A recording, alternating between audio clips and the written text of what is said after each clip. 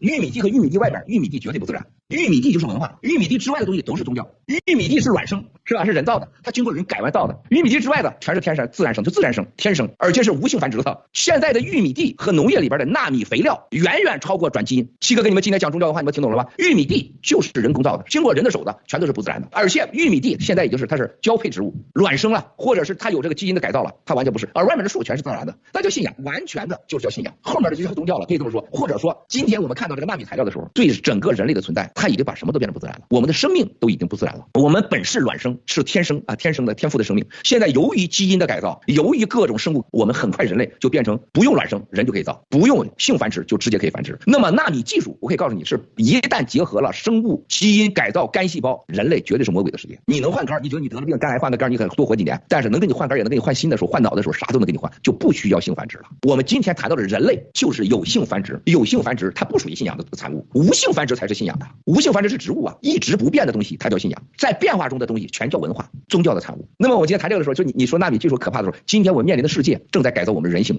把我们所有的人类都变成一个完全的是一个工具型的存在的，可能是无性繁殖的植物类了。